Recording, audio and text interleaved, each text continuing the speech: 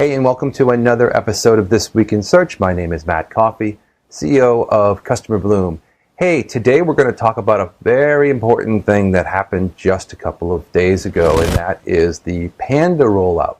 Now, this is Panda 4.2, and for any of those folks who are interested in the history, this is a quality algorithm change that Google has basically updated. It's every 6 months or so, it seems like they update it to a certain degree. But along the way, there have been, minor updates.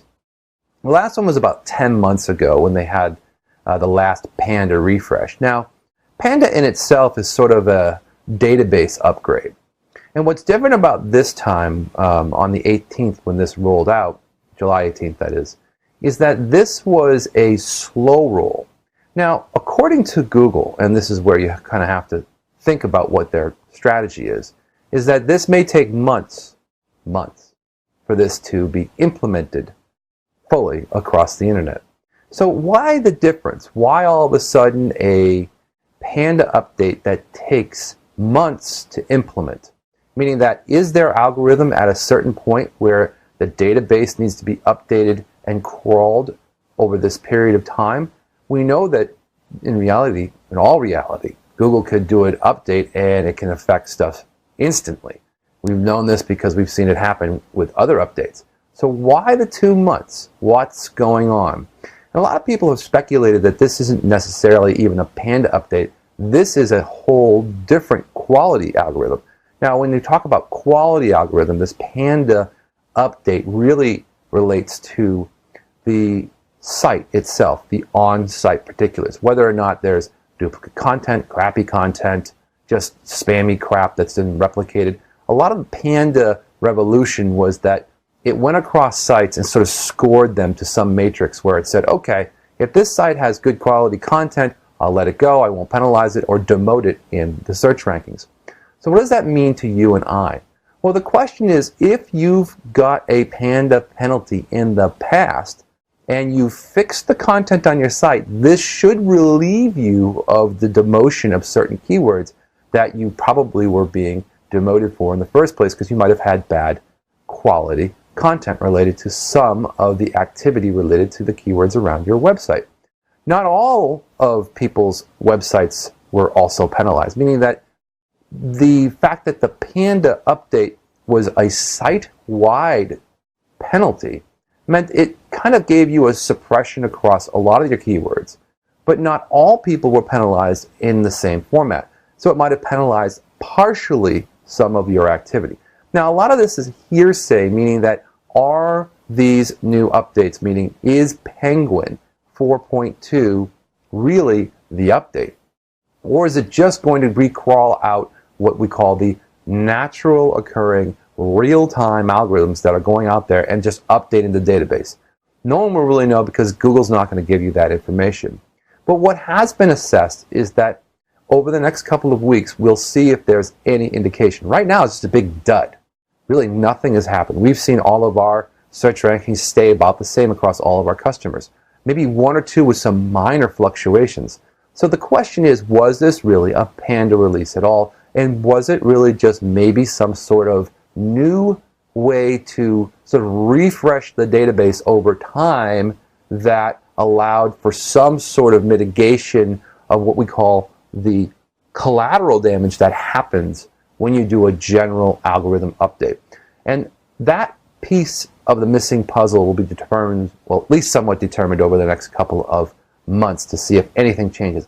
I think this is going to be one of those updates where we forget about it, and 2 weeks from now it's going to be something else.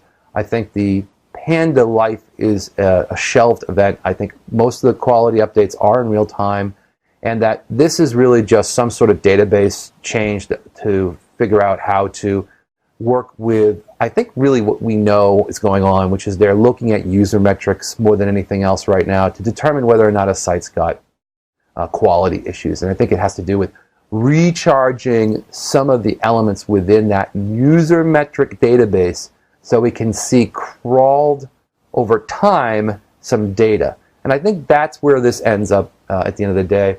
We'll probably see a more striking type of Penguin and that's the other Google algorithm change. We'll probably see that more of an effect on general rankings, which will come at some point, probably near the end of this year or the beginning of next as they update that database, which is based on a whole set of different criteria. What else is in the news, which is really interesting for search, is that Google Plus and Google Local are starting to have their separation, almost like a marriage. There was a time when Google My Business was a big deal. In 2012, this was supposed to be the catch-all for all Google entities with Local and Google Plus. Everything's combined and we're all one happy family. Well, now we have a strict divorce as Google's announced that tomorrow they will be shutting off all those types of, let's say, forced entries of, and I'm laughing because I just think that this is exactly what Google deserves, is the forced entry of all these Google local places which were created because people were forced to do Google Plus local accounts as part of the setup when they had their Google Plus account started for their business.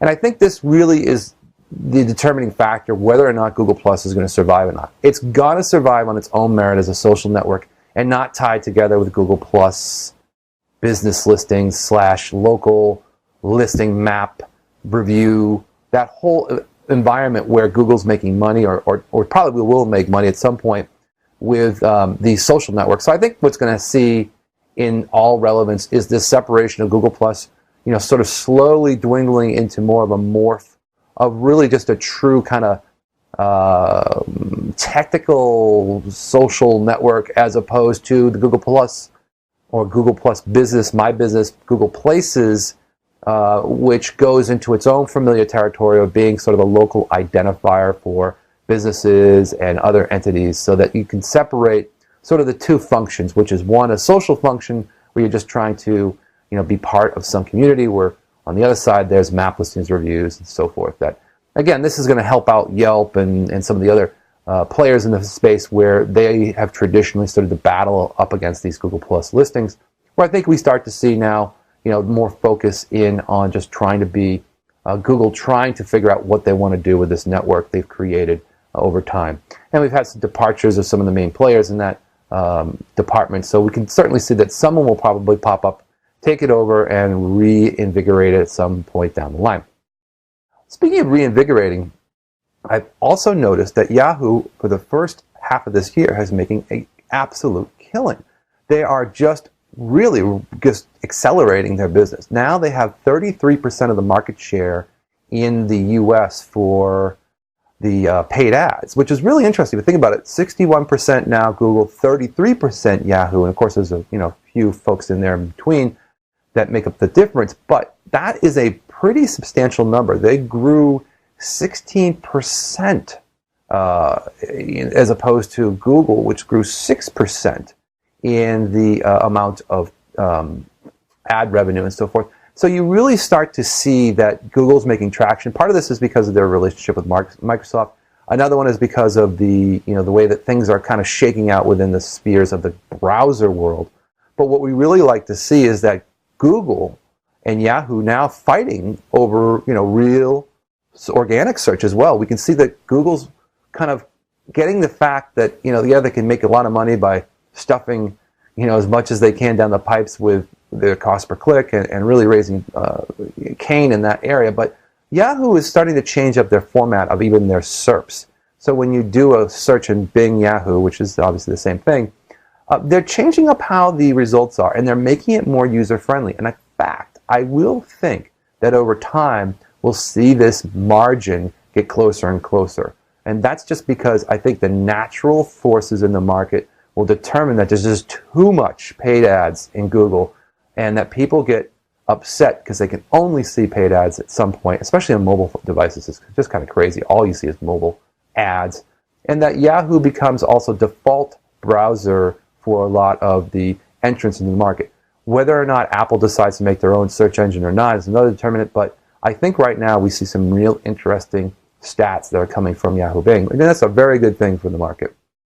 Last thing is just the top level domains. We've had so many new .somethings, .mobile, .guru, and the question is, are these domains friendly for search engines? Meaning that if you get like plumberNewJersey.com, plumberNewJersey.guru or .org or .newjersey, .hamsterwheel, whatever the next dot they come up with, will it have an effect on your SEO rankings? A lot of people like to keyword stuff their URL, their domain, so they can be found for searches.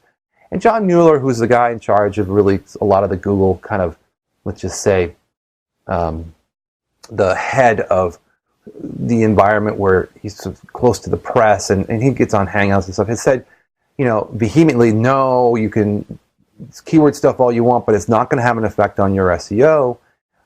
We'll see if this is the real answer. I'm not sure. Traditionally, these, keyword stacked domains have been able to rank clearly better than some of the branded terms in the beginning, but the brands seem to win out at the end because they just have more oomph. And we always recommend to do branded instead of trying keyword stuff your way through to get SEO rankings. It's just better on a long-term strategy.